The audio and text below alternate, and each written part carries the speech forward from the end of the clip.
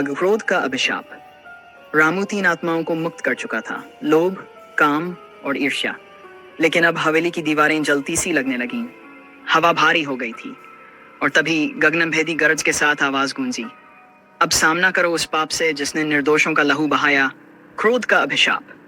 एक पल में रामू के चारों ओर की हवेली बदल गई। वह खुद को एक पुराने युद्ध मैदान में खड़ा पाया।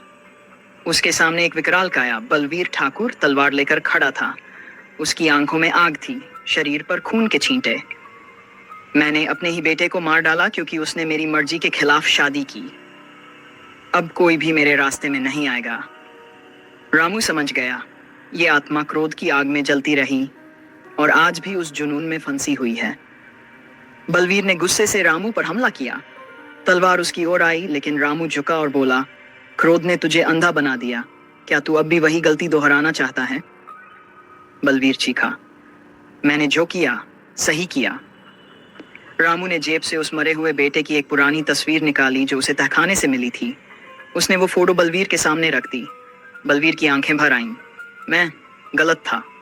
और उसी क्षण बलवीर की आत्मा आग में जलती हुई रोशनी में बदल गई, जैसे वो खुद को माफ कर चुकी हो।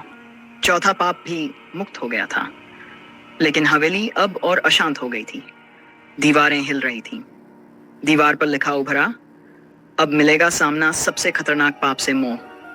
क्या मोह की ताकत रामू को रोक पाएगी या वो खुद किसी बीते रिश्ते में उलझ जाएगा? हवेली अब पूरी तरह जिंदा लग रही थी। हर कोना, हर दीवार जैसे कोई सांस ले रहा हो। और तभी धीमी सी आवाज आई, रामू बेटा। रामू ठिठक गया। ये आवाज उसकी माँ की थी।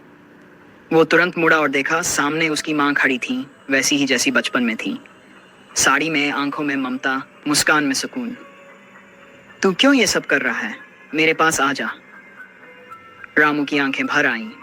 वो कदम बढ़ाने ही वाला था कि चंपा की आवाज गूंजी, रामू याद रखो, मोह तुम्हें सच से भटका देगा। रामू रुक गया।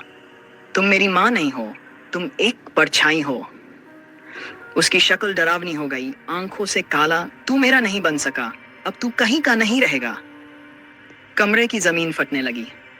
रामू ने ताबीज उठाकर जमीन पर मारा और बोला, मोह सच्चे रिश्तों में होता है, झूठी परछाइयों में नहीं।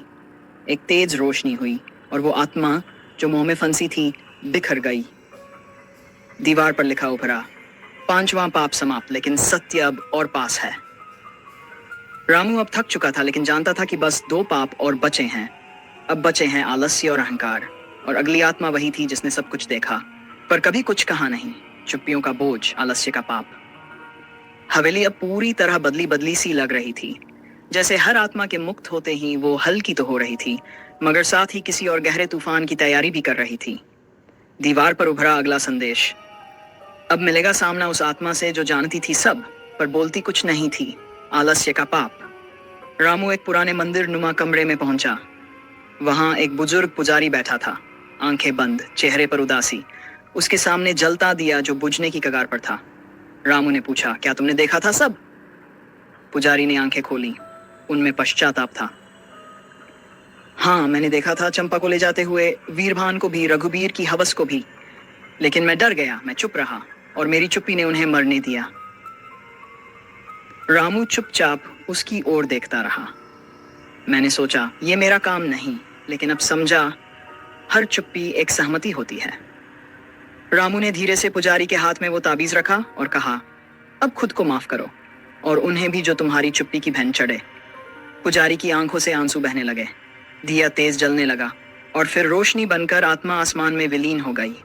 छठा पाप भी मुक्त हो गया था। अब हवेली कांप उठी।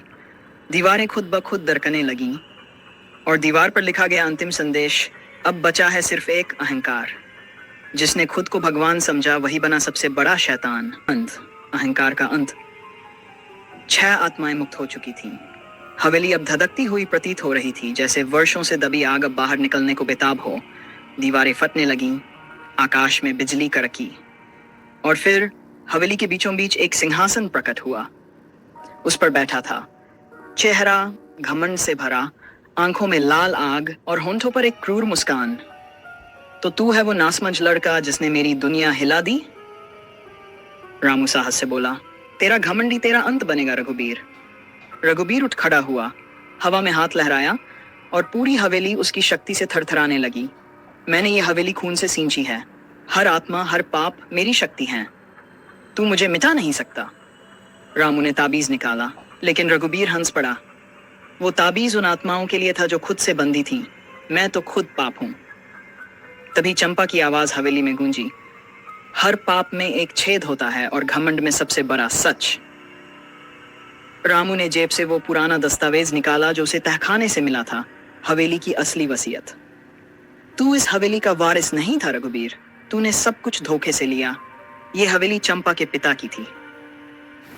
उसकी आंखों से आग निकलने लगी। छू, ये सब मेरा है। रामू ने वो दस्तावेज सिंहासन पर फेंका। जैसे ही वो सिंहासन से टकराया, एक विस्फोट हुआ। रघुबीर की आत्मा छटपटाने लगी। सभी पूर्व आत्माएं, वीरभान, भीष्म, बलवीर पुजारी